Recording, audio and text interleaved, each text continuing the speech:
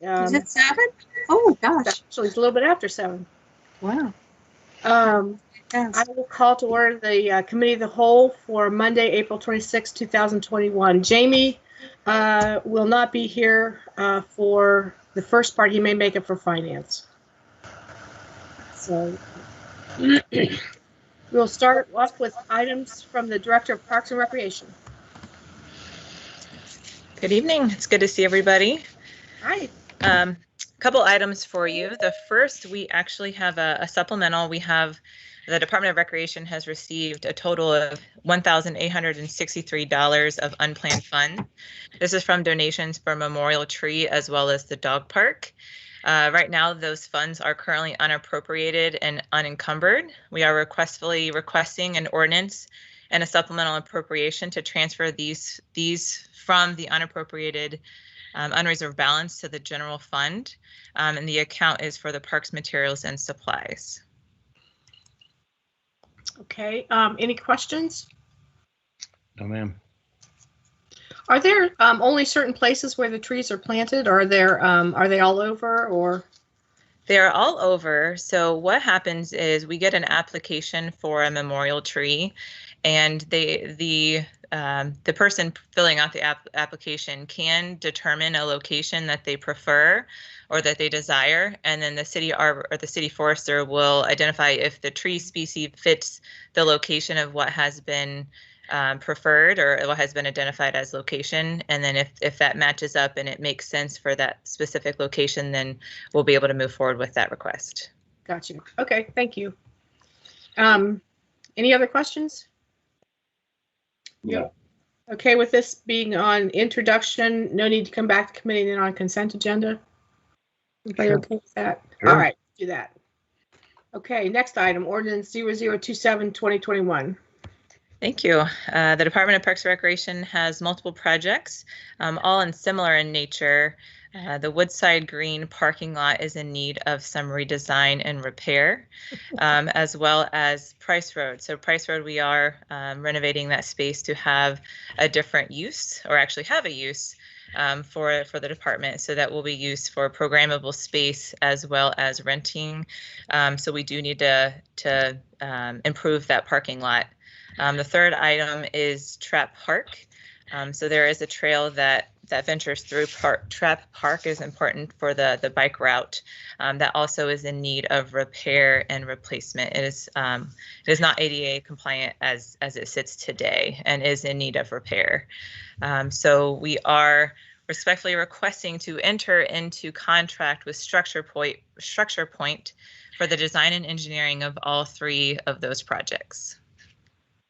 We are requesting an emergency for that legislation. So they're going to design the trail that goes through Trap Park? So the trail will remain as it sits is what the expectation is. What happened, right now it's too narrow. So it will have to be widened in order to be a multi-use trail. Okay. Do we really need to have engineering to do that? I mean, it's just, if it needs to be widened, do we really need to have somebody else, I guess, pay for somebody else to do that when we know what it is, where it's going, and how wide it has to be? So the grade and the ADA is where we do need to have that engineering to come in to identify what the best way to accomplish this.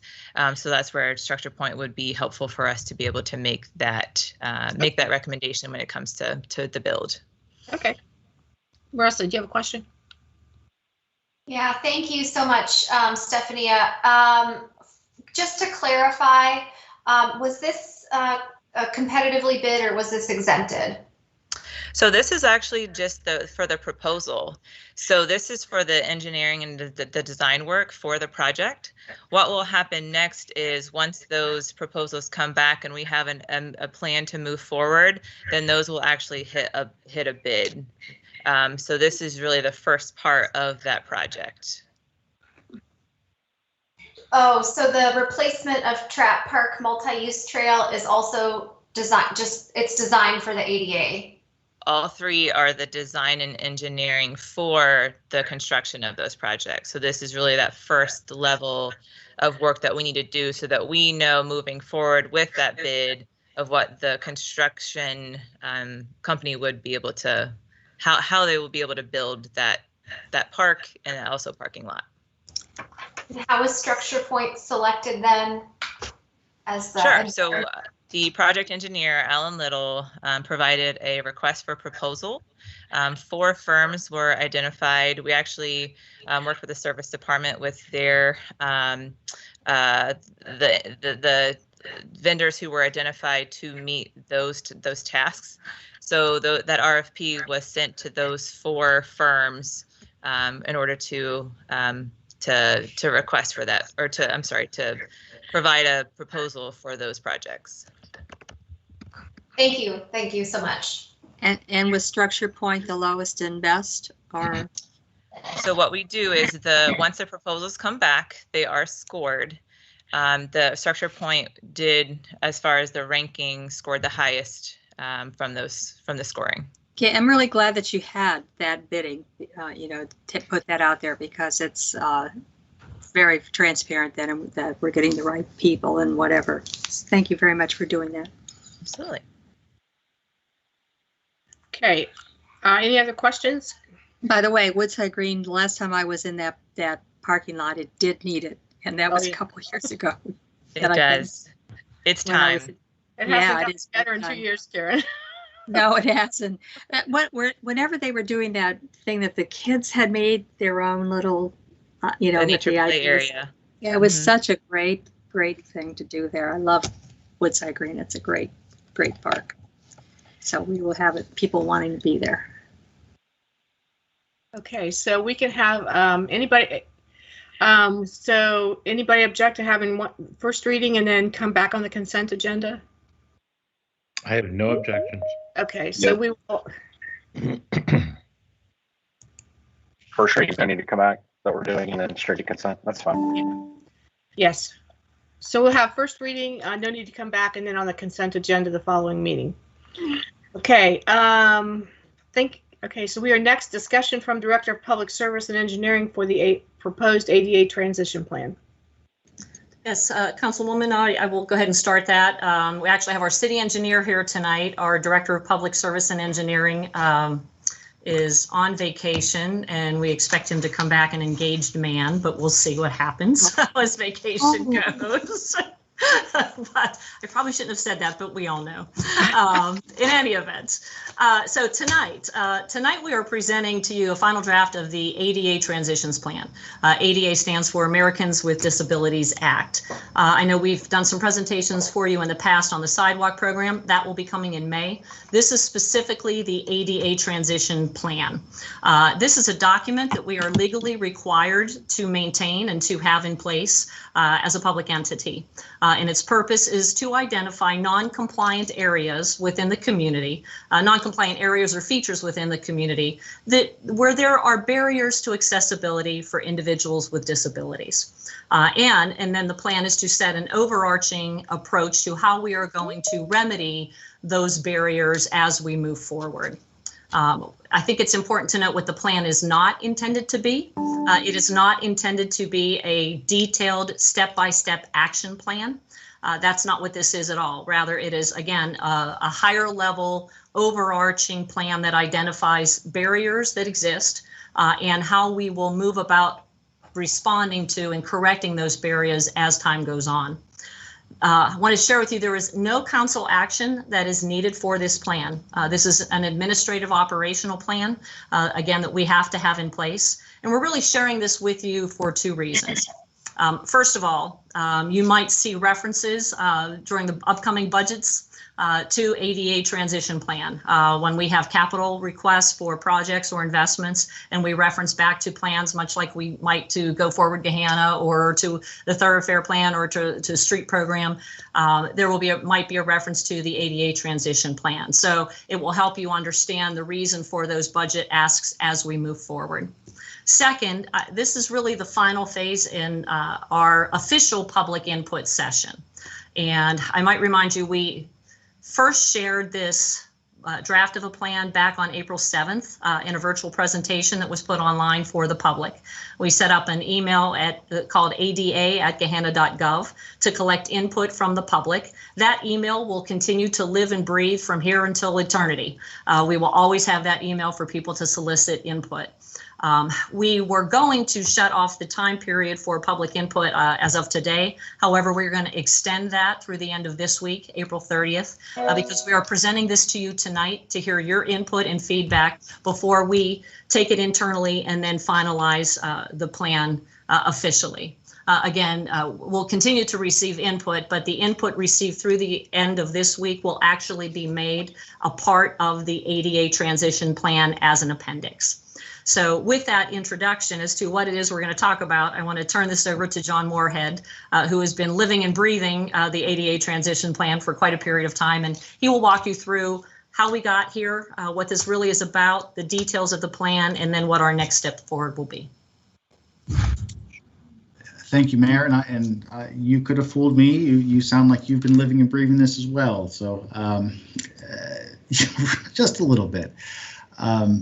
That's true. You know, we've been working on this since I started here, which was August 2019, and we're kind of entering the final phase of getting this completed, this plan in place and moving forward. As the mayor mentioned, an ADA transition plan is one document and one step that was required of public agencies through the Americans with Disabilities Act, and we have been working to formalize that final plan.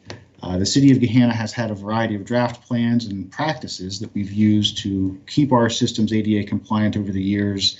Recently, been working with the Federal Highway Administration to get this final plan in place, and I say final in that it's the launching point for an ongoing effort to get feedback from the community, explore our features around the city, and transition them to compliance with that act. Now, you may have seen the presentation on April 7th, and the plan is posted on our website right now. What I want to get into more is what did we look for, right? So the process of developing that plan started with a self-evaluation, and that is going through the city at our curbs and sidewalks, our traffic signals, the facilities, and looking to see what in these elements is not compliant with the federal guidelines today, and then needs to be transitioned to become compliant.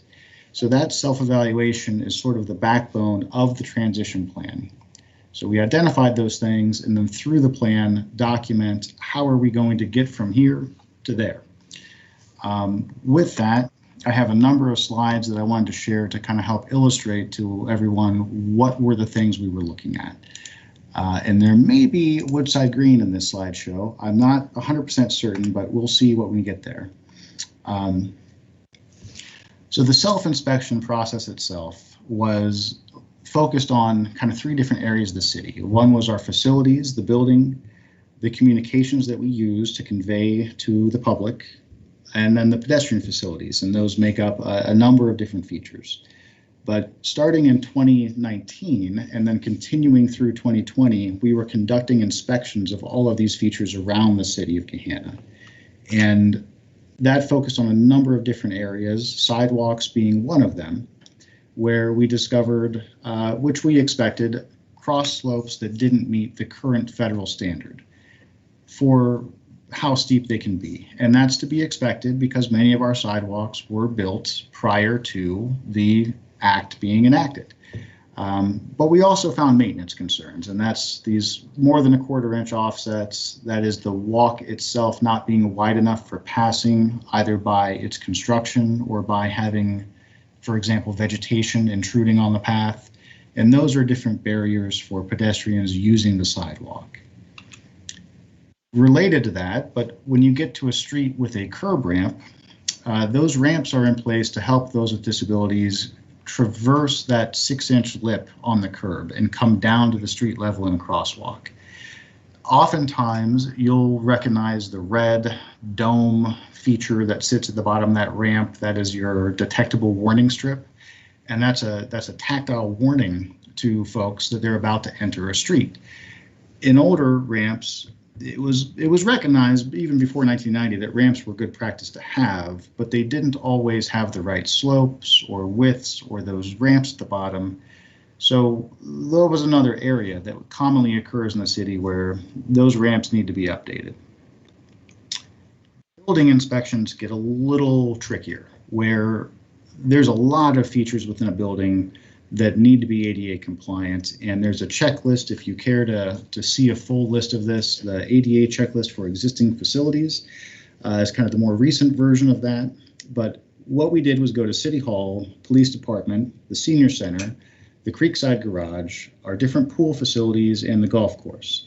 And these are the city facilities that are open to the public. People get into and reviewed all of the features at those facilities to see if they are compliant. And as you've all been to those facilities, I'm sure you can think of a few things off the top of your head that may be aged a bit. But one of those would be signage. And so this is a parking lot where the handicap space is marked by this blue sign, and it's not at the correct height. Even from that sign going to a building entrance, there may be multiple entrances to a building, but importantly, if there's an accessible entrance to that building, signage to direct disabled folks to that entrance needs to be in place. Another commonly encountered element was room signs that do not have braille. So that silhouette on the bottom right is very familiar to all of us, I'm sure, as a women's restroom, but it does not have a braille language underneath that sign, so that someone with a visual disability could interpret where the correct restroom was. But another building feature that we found, the restrooms themselves, the toilet settings, the width of the stall, the height of the rails, height of the sinks, where are the hand dryers and everything else. Those are all features that kind of go into the overall accessibility of a facility. Now, another one that is out about the city that is very important for both safety and just motorists as well as pedestrians is our push buttons at crosswalks.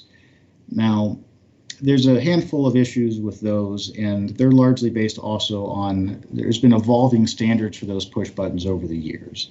So notably, they should have feedback so that when you press them, you get an audible response that it's been activated. But it also has to be accessible. You have to be able to get to that button if you're disabled. And if you look in this picture here, in the background, there's a green pole there with the red hand on it. And the button to activate the crosswalk is on that pole.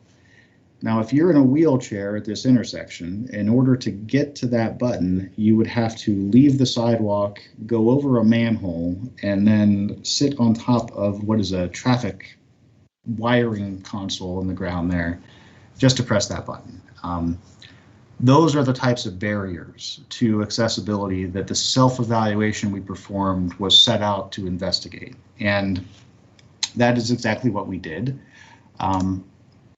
We went to find those features across the city, and then we looked at them in the plan to identify what are they, where are they, and how are we going to move them forward as a guiding document. And so when the mayor mentioned that you may see budget items referencing some of this, that's because in going forward with this plan, we're going to document our progress. We're going to look to see the things that we fixed. We're going to add them to the plan and hopefully move towards a time when we don't really need the plan to be a whole lot of transitioning and just make it part of normal operations here. But with that, as the mayor mentioned, we did present this for public input, and we are asking again tonight for public input. The email address, ada@gahanna.gov, is the specific tool. It's just to receive feedback on accessible concerns or things that the residents are seeing so that we can incorporate it into this plan. But going forward, we'll be doing that as well. So feedback coming in after the plan is enacted is still going to be received, and it may guide future changes to the plan over the years. Now, we didn't touch too heavily on sidewalk, as the mayor mentioned, but in May, you'll see more details of that coming forward here. As it relates to the transition plan, the sidewalk program is a maintenance effort of the accessible routes in the city. So the transition plan simply identifies that there is sidewalk in the city. It may not be compliant to the current ADA standards. The sidewalk plan that's coming forward as a proposal is just a maintenance method to get that sidewalk updated, get it functioning at a level that would help the disabled traverse it. For the transition plan itself, are there any questions or feedback about that process we undertook or the draft of the plan that I can help answer for you tonight?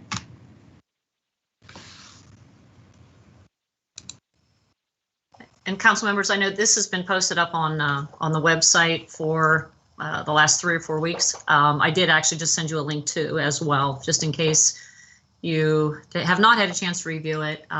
We could take feedback all week long too as well, but you should have a link to it so that you can pull it up on the website if you haven't already done so. I listened to it this morning and it was really good. It was it explained things very well and seemed to be very logical in its presentation. I appreciate it. Thank you. How has feedback gone so far? Fairly well. We've had, I believe, a little over 20 or so responses of a variety of topics. So we're collecting that all through that email address we mentioned and compiling responses to it. It's hit on a number of topics. So we've heard a variety of concerns around sidewalks, push buttons, curb ramps. People seem to be looking at the broader view of what the transition plan encompasses. Good. Okay. Madam Chair. Oh yeah, I'm sorry, Karen, I didn't see your hand. Okay. No problem. I was waving. John, it looks like you really did a wonderful job of putting this thing together and finding a pathway to be able, and the various lenses that you have to look through to see how we can be better serving people with disabilities. Having worked in that field for a very long period of time, 30 years plus another 13, I can tell you that it's just of utmost importance to make people comfortable that normally wouldn't be able to be part of our society and our culture. So this is, I'm really excited about this. Councilwoman, if I could, thank you for recognizing John. You know, he said he began this the first week he started here in August of 2019. This has been a 20-month effort for him. And as part of this plan, there also, you know, there's a grievance process that had to be evolved and is implemented as part of this plan.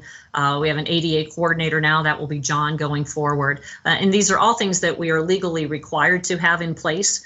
And we are very happy that we are finally able to move this forward. This has been a long time coming, you know, 20 months work of work to get this done and continuing to receive input. And it will continue to evolve as we are able to identify some barriers and get those fixed. There might be some other ones that had not been previously identified that will get added to the list.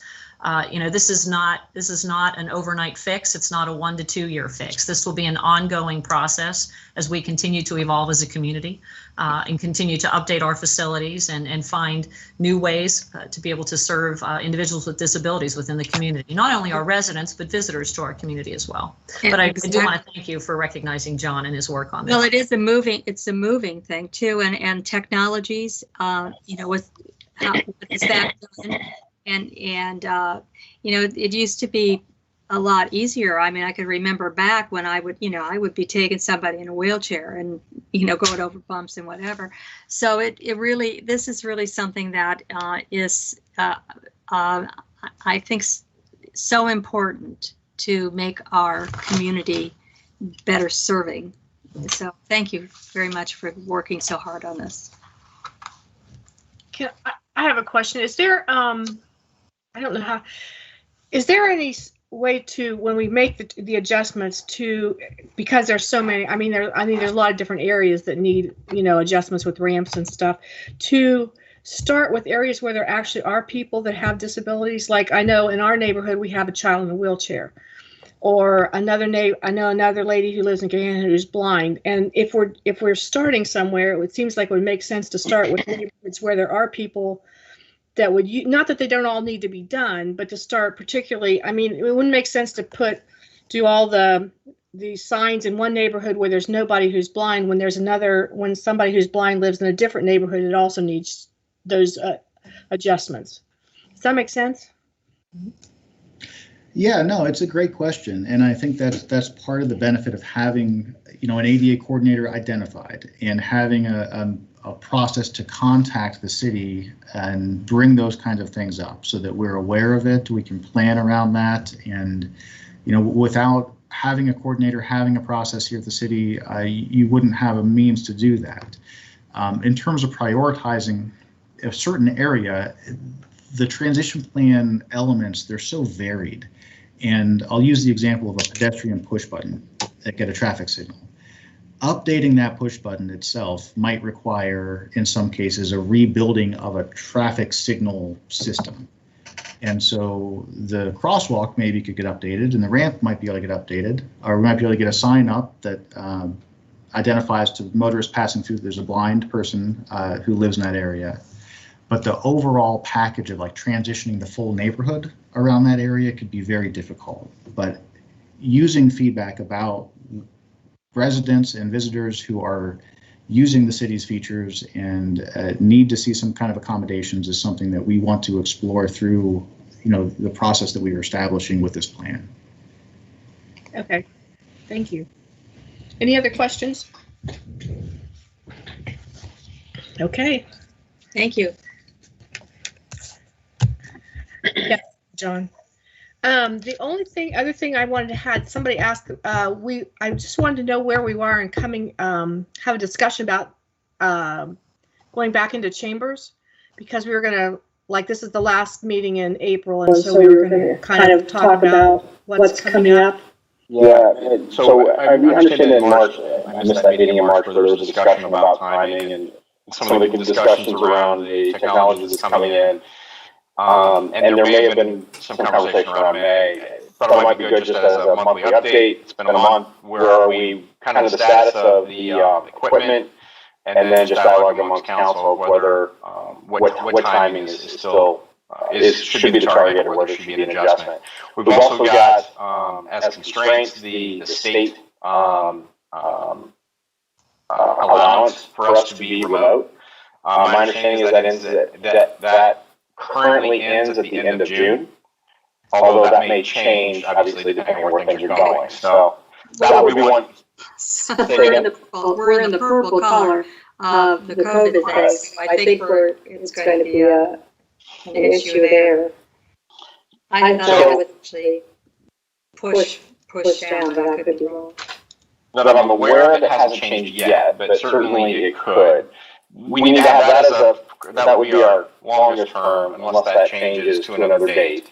The discussion around technology, and then also kind of, Mayor, where are your thoughts with regard to the emergency status or the emergency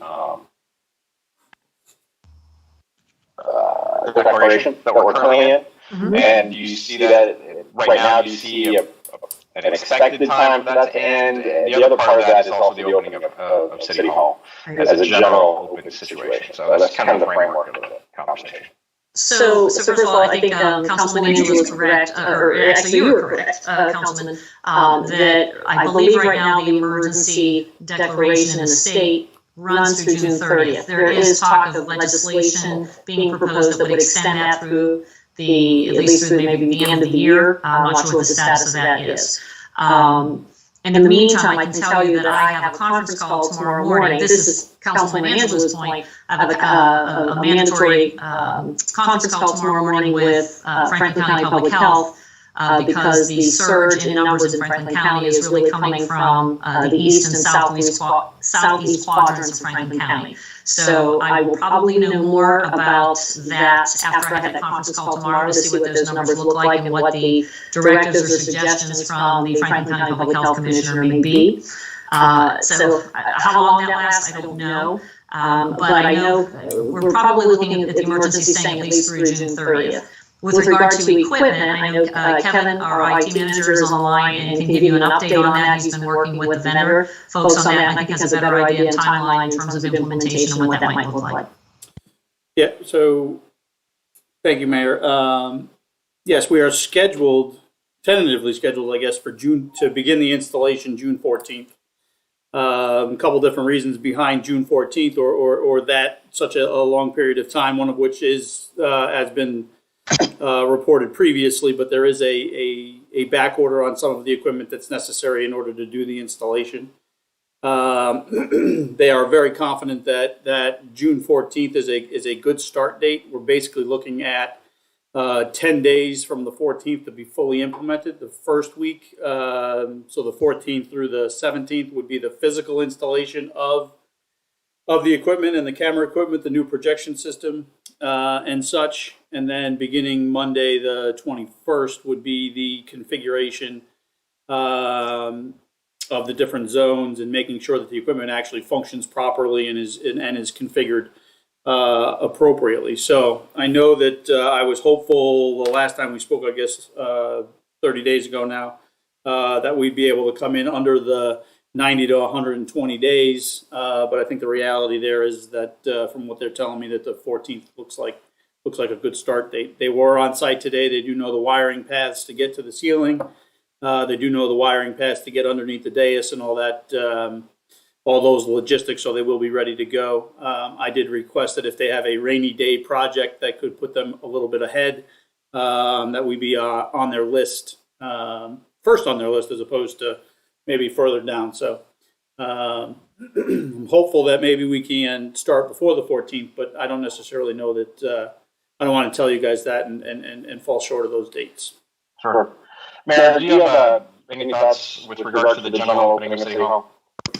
We are open with limited access to the public, and by limited access, it's, we have access throughout the building is limited. We have the second floor closed to the public, and we actually tried to keep most of the business to be done at the front receptionist desk. Sometimes folks need to go into building and zoning, and really the extent to which we open that up, we're looking at potentially June.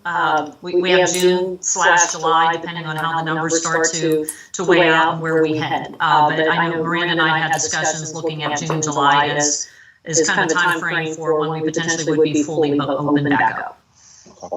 So essentially what it sounds like is maybe we should just revisit again at the end of May, see where we sit, and pursue, depending on what information we have available at that time, decision at that point.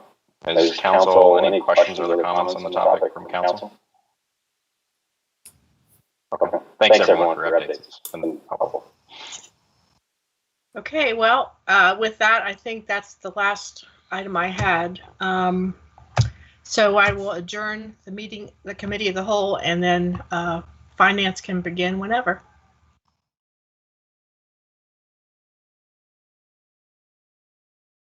Prompt me when we're ready for finance to commence. I'm ready to go when you are. Thanks. Okay. With that, let's kick off the Finance Committee meeting for April 26th, 2021.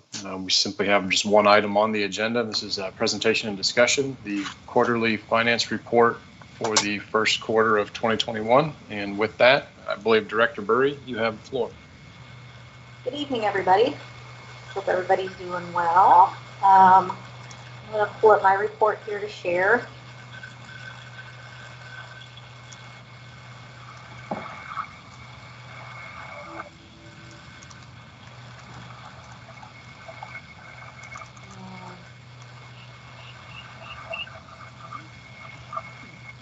Maybe share it. Let me see if it'll. I think it's 30 pages. Yeah. And I apologize, I'm going to jump in here. I believe there was a slight edit, just a slight a title change or something to that effect. So if anybody has this on their agenda, you probably want to hit refresh to get that latest push of the document. Yeah, I believe Clerk of Council had updated it, but good call on the refresh. I also just sent, in the meantime, there is reference within the Q1 report to comments, just kind of frequently asked questions on the American Rescue Plan, which I know Director Burry is going to touch on as well tonight. And I just sent that to you just as a reference tool, so you can have that. I know she's going to talk through that as well, but you can have that following tonight's meeting if needed. Thank you for that, Madam Mayor. Thank you.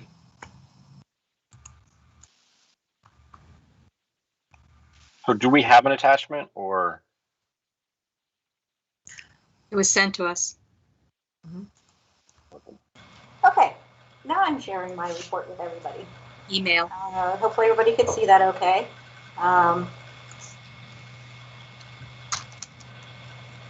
So we're just going to touch on some key highlights tonight, and then we could have any questions we can go over at the end of the meeting.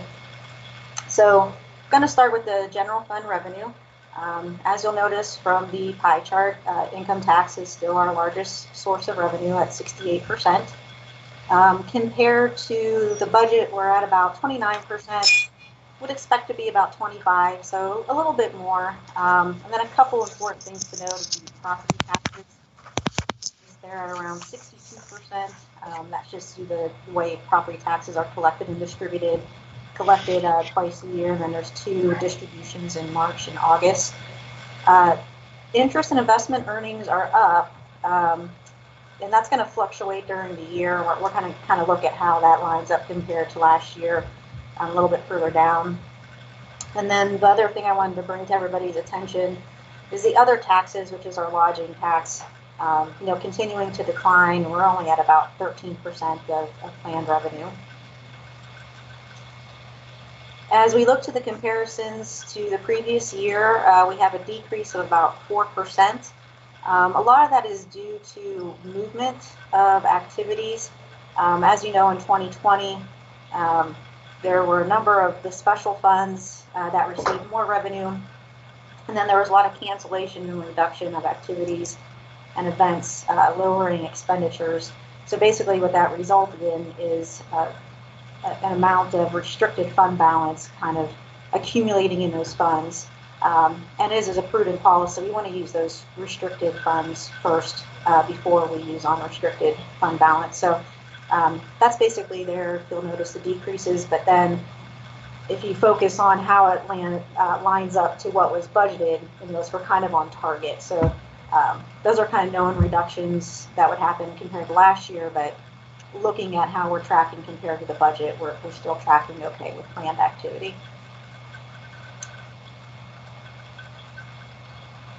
Going down to interest and investment income, we did expect a decline, and we're about 40% down.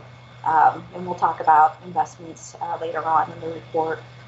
And then just again, honing in on the lodging tax, noting that compared to last year at this time, we're down about 62%.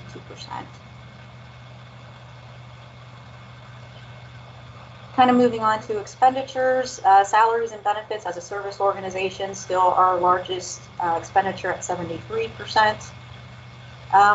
Right about 20% of planned, which is a little bit lower than the 25% that we kind of set as the target for the first quarter. But when you look at encumbrances, we're at about 68% of planned. Compared to 2020, we're down about 14%. There's a couple reasons for that. One is in the salaries and benefits area. Since we're paid bi-weekly, there are certain months where we'll receive 3 pays. In the first quarter of 2020, that happened in January. We didn't have any months with 3 pays this first quarter of 2021. So it looks like we're reduced there, but it's just because of that additional pay. So if that were to be excluded, we'd be at about a 9% increase. Which we had some vacant positions or positions that were delayed in 2020. We had a couple of those hirings, and then plus the planned salary and benefit increases. And you're going to notice as we move through the quarters, this is going to trend up as we continue to fill those new or delayed positions. Materials and supplies, again, just related to movement activity. We move the revenue and expenditures over when there's restricted funds that allow us to do so. And then same as in the past, as we have our own capital improvement fund, and it has a dedicated source of funding. What we're doing in the general fund is just spending off on those projects that are remaining, those encumbrances that are still outstanding.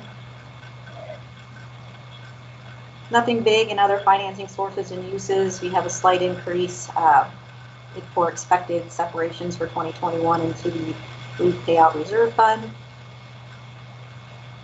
And then looking at fund balance, we're in good shape. It increased by 1.4 million. We have reserve for encumbrances of 5.9 million, reserve for emergency of 5.9 million. So that leaves us with an unreserved fund balance of about 9.9 million, which is approximately 6 months of operations, which is more than the 2 months established by our policy. Going into the operational funds for the 1%, you'll notice a common throughout all of them that income tax is slightly more than you would expect at this point in time, and we'll kind of hit on that later on in the report. And the changes from the prior year as far as revenue, a lot of it is timing, and also the change in the distribution based on their operations, that change in distribution of that 25% of the 1%. We also had a change in SRO officers. The distribution will be changed. So again, you'll see this kind of trending up. Parks and Recreation is all related to their season. It obviously begins the second quarter. So at the end of Q2, we should see more activity here closer to what was planned for the year. For the Public Service Fund, this is where a lot of the activity, we were able to look at those restricted resources and move some activity into here. So you'll see we're kind of up in some areas. And as far as expenditures, we're right about where we want to be. So nothing significant in the Public Service Fund. Looking at capital again, slightly more for income tax. Again, we'll discuss that later on. And then as far as expenditures, construction season, kind of start second quarter. There has been some activity, but limited for now. We'll see that trending up as we move through the year. The other thing that I wanted to note is when you're looking at the statements that follow the overview, you'll notice a negative unreserved fund balance, and that's just the way that the timing kind of works. Obviously, we're collecting every month throughout the year. Once appropriations are passed, a lot of departments will go in and just enter the requisitions for those projects. They know they're upcoming. They want to get that money kind of reserved and ready to go. So as collections come in and we move through the year, you'll see that move to the positive. Down below is just a quick summary of everything that was approved as far as appropriations for projects out of the Capital Improvement Fund. Again, this is just 2021 projects, and kind of you can see where those encumbrances are coming in. Obviously, just waiting for the projects, for the work to start and the invoices to come in. I'll move through these pretty quickly. These are just the statements that where the summary was going through, kind of the highlights. We have a statement for the general fund, and then each of the funds that receives income tax dollars.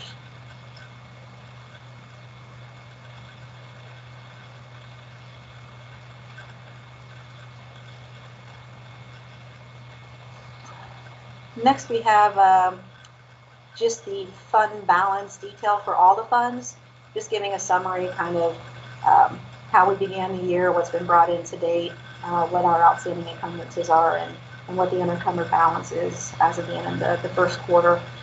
You notice a couple of these, including the Capital Improvement Fund, as we had talked, have a negative unreserved balance. Just again, getting those requisitions open and those balances reserved, and then as revenue comes in during the year, those will move to positive. The next couple of pages is the detail that provides 2021 budget information, the actual versus budget, and then 21 versus 2020, going down into the account level detail.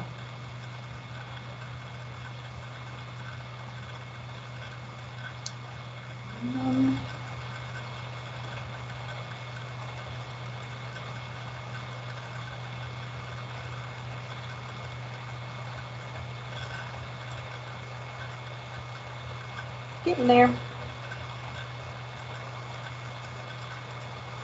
we'll start talking about some additional information, doing some deep dives.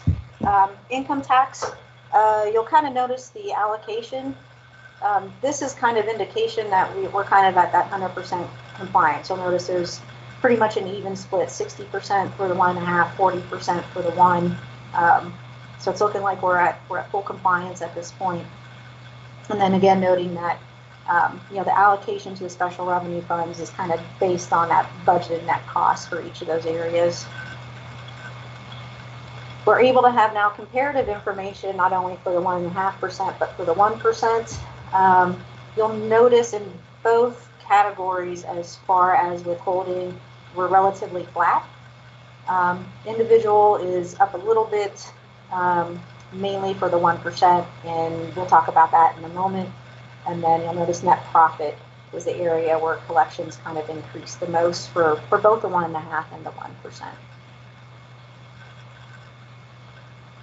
So kind of giving an overview of that, we anticipated a continued reduction, but we've kind of remained relatively consistent for the first quarter.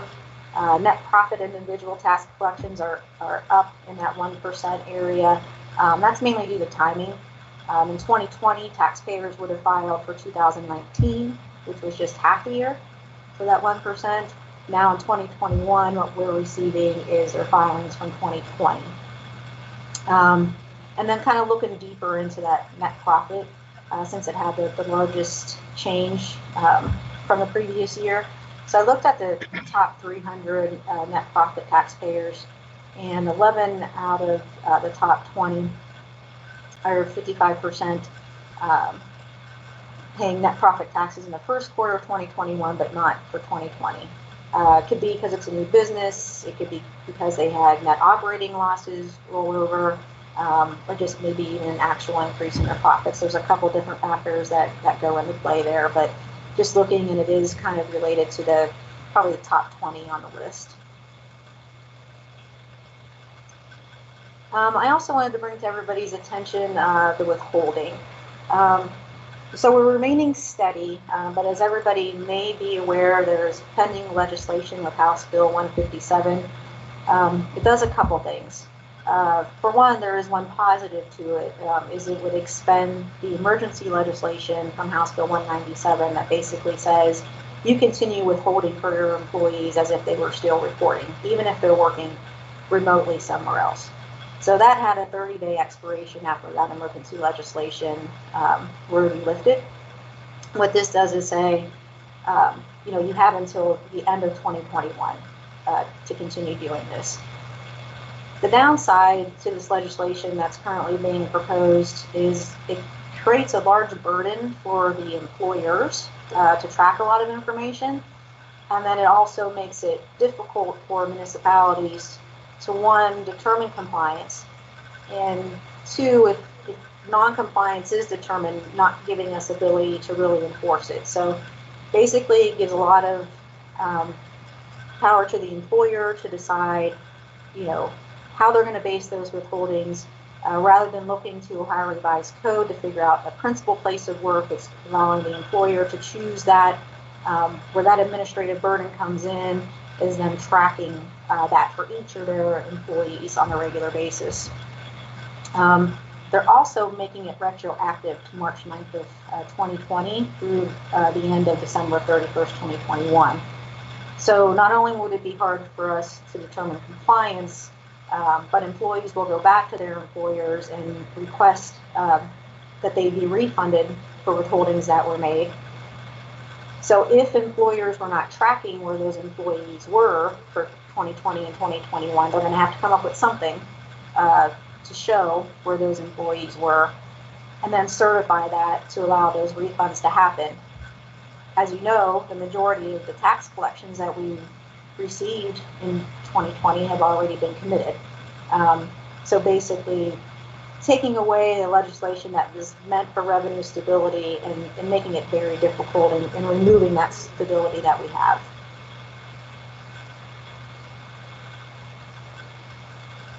As far as investments, just holding course to kind of where we were at the end of the fourth quarter. We're keeping yield to maturity about 2 years. That allows us to take advantage of a higher rate of return in the near term. You'll notice interest rates are still very sad. Our current yield is 0.72%. Star Ohio is 0.07. And then looking at a 2-year maturity, just to kind of give a base, it went from 0.13% to 0.16% as of the end of the quarter. So what we have done, thanks to council for passing the investment policy, is it's going to allow us to invest in some commercial paper, which allows us to maintain security while still maybe looking for investments that are returning a higher yield.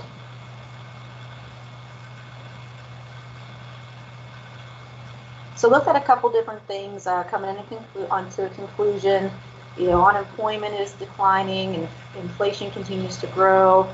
We have federal financial and economic policies that are still promoting that economic stability and growth. We have the vaccinations that are continuing to be rolling out. And even with the virus variants, it's determined that herd immunity will still be achieved. The things that we don't know is that with all the digitalization and change in priorities and preferences as far as how companies are going to run, we may not really know what recovery looks like. Also looked at in end of March, there was a survey for the Federal Open Market Committee. They kind of helped determine policy as far as rate setting and so on, Federal Reserve. All of their markers are saying that we're going to be at about 0% throughout 2021. They're thinking that some normalization, depending on what that may look like, is probably going to happen maybe the third quarter of 2021, and that we won't see unemployment at pre-pandemic levels until probably the second half of 2023. So we're still looking at a multi-year recovery without really knowing what recovery is going to really look like. We also have the American Rescue Plan, which we know will be coming. The mayor, as she said, she provided a memo that kind of discusses what we know to date. And as we have more information, we'll update that and share it with council. There is a OpM seminar that will be this week on the 28th. I'm not anticipating any additional guidance with that. What I am anticipating is them telling us kind of how we need to position ourselves to make sure that we're ready to start receiving those funds. And that is it. I have some update items that you could read at your leisure, and then I'd be happy to take any questions that anybody has. Thank you, Joanne. Any questions from council? Comments? No, only comment is, generally speaking, we seem to be okay. Yes. Compared to plan, which is good.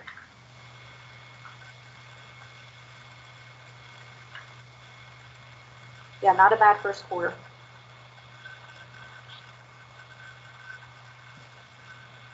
Anything further from council? I know it's kind of a lot of information. Yes, Ms. Bowers. The brief overview of information referenced about the American Rescue Plan Act. Did I miss? I'm sorry. Could you point that out to me again? I just sent it to council a little bit ago. Councilwoman, it's what I said at the outset when Director Burrig was pulling up her screen. You should have that in an email. It just got here. Yeah. I mean, yeah. Unfortunately, Joanne sent the Q1 report and I had the questions, so they did not get put together. Apologies for that. That's okay. Maybe at the chair's discretion, perhaps a review of that report that was just sent to us as well? Sure. Mr. Shenton. Yeah, Joanne, if there's any key highlights that, I don't know if you've had time to digest it. If not, feel free to say so. But if you've been in receipt of it for some time and anything that jumps off the page at you think that might be noteworthy here, feel free to opine. Yep. Let me pull that up here. Joanne, do you have it? I would think the most notable topics to discuss would be what the estimated funding amount is at this point and the timing of that, because I think that's particularly tricky. And then where we stand with regard to the usage of the funds, which is still somewhat questionable, although there is an OBM webinar on Friday. Yeah, so that is the basic point, is that they kind of pooled municipalities into two different descriptions. You have your CD, BG entitled municipalities and your non-CD, BG entitled. So we fall under the non-entitled municipalities, so that's where our timing might be a little bit different than some others that you may continue to. So basically the way it's going to work for us is, since we are a non-CD, BG entitled city, is we'll have to wait for the state to receive the amounts that will come to those of us, and the amount that will be dispersed will be based on population. So right now we're estimated to get close to 7 million. However, that is still an estimate. So once the state does receive that and they have the guidance on what population data they're supposed to use to determine that amount, we may see a little fluctuation there, but so far all the estimates have kept us at about that $7 million mark. So after the bill was signed, the U.S. Treasury has 60 days to send that to the state, which would be May 10th. The state then has 30 days to start distributing that to the non-entitled cities. However, they have multiple extensions they can file all the way up to 120 days. So depending on if they file for that first 30 day and then they continue to file for 30-day extensions, you may not be until August until we receive our allocation. So still a lot of unknowns there. As far as what it can be used for, basically the same that we could have used the corona virus relief funds for, but then they added a couple things. A couple things that they added was for the reduction of revenue. We would use 2019 as our base year. I'm still working on what that looks like because we had the change in the credit. So we had already anticipated a slight reduction in our revenue because of that change in credit. So I just need to figure out, using that 2019 as a base, how much of the 2020 income tax reduction was because of the pandemic and how much of it was due to our change in credit. So I'm still kind of working through that. And then they've also allowed for water, sewer, and broadband infrastructure improvements. So again, still just need to wait on additional guidance from the U.S. Treasury as to what those improvements are, and just how we actually use the funds for that purpose.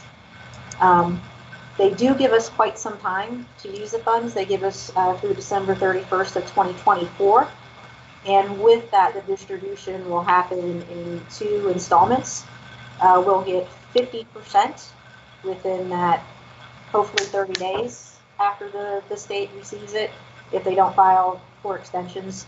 And then the other 50% will come in 2022, exactly 1 year after we receive the first distribution. So in other words, if we receive it in June of 2021, we'll receive the second 50% in June of 2022. Again, both 50% we have until December 31st, 2024 to use it. And then as far as what we're doing as staff, trying to figure out what that revenue reduction number really is that's related to the pandemic. It'll be easier for some other revenue sources. And then looking at what we had requested for 2021. Is there anything that we reduced that we could, possibly restore? And then looking for, do we want to provide additional assistance? Do we want to run another CARES assistance program? Do we want to help our friends in the hospitality and tourism sector? That's also allowed. And then looking at what our current infrastructure projects are, and then once we get that guidance, do we have any ability, kind of reshuffle the deck and maybe bring some of those things to the front to use the funding as necessary to get some of those things done. I have a question. Joanne, thank you very much. Yeah, Ms. Angeles, your hand is up. Thank you. On the part that says to make necessary improvements in water, sewer, and broadband infrastructure, does that take into that to me is a huge thing when we have sewer issues and being able to move this money into that. So that to me is an amazingly a positive thing for this. And if you could tell me the difference, name some CDBG entitled cities. Are those the larger ones? It's a community development block grant. So it's more those cities that are economically challenged as far as their neighborhoods. And this funding allows them to kind of build up their area, their neighborhoods with this CDBG funding. So we do not meet the requirements as an economically disadvantaged municipality, so that's why we're not entitled to the thank you for that, because I was thinking maybe that had to do with population, but it really doesn't. It's economy. I love this thing with the broadband too, quite honestly. This is really important, and with the schools coming in and wanting probably more fiber. And that's the whole point that I heard on last Friday was fiber is more important than some of the other issues. We need to have more fiber. So, which was, that is a real positive from COVID-19, go figure.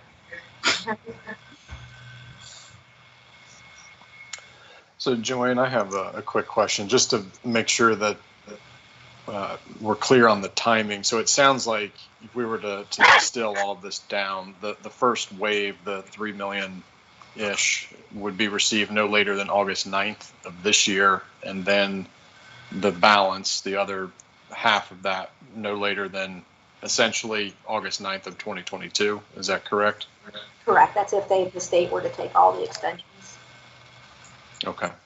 So looking at it through a budget lens, deployed likely not this year, unless I guess we're talking supplementals and those types of things, but most likely strategically being deployed in 2022. Just trying to kind of set realistic expectations here. Right. There might be some movement in 2021 as it relates to some operating reductions that we made due to the revenue loss. So there could be some supplementals that come forward for that. Anything that's contract or construction related, yes, by then construction season is pretty much over, and we really don't have much time to get that in line. But what we would do is, prepare for that going into the 2022 assistance programs. If we were to identify, an amount to continue those assistance programs or start up a new program, obviously that we might be able to do in 2021 in time, depending on when we receive the funding. So there's a couple things that we might be able to accomplish in 2021, but yes, I would agree that the balance is probably going to be pushed out to future budget years. Thank you. And just putting a little bit finer point on that, I know we have the CNA, the capital needs assessment in the fall, where we kind of identify funding in the out years. If August 9th of this year ends up being the date, does that give you and staff enough time to kind of incorporate that funding into the, identifying sources of funds for the CNA? It depends on how long you're willing to wait for that CNA. I was going to say, if you want them August 10th, no. I tend to try to get it to go late July, late June, early July, before we actually start the operational pieces of the budget. you know, if it's the will of council, you know, to allow us a little more time to see when this funding is going to come in, then yeah, we would absolutely be able to look at those things and align it better with the guidance under these funds. Well, I guess we'll cross our fingers and hope that it shows up in May, and I don't know, maybe we'll revisit it at a future committee meeting or something as far as timing of the CNA itself. Right. So anything else for finance from council? No, thank you for going over the ARP memo. I appreciate you. I appreciate that. Sure. Okay, well, if there's nothing further, then I guess we'll conclude finance. 8:09 p.m. Call it an early evening, everybody. All right. Have a good night, everyone. Thank you. You too. Thank you.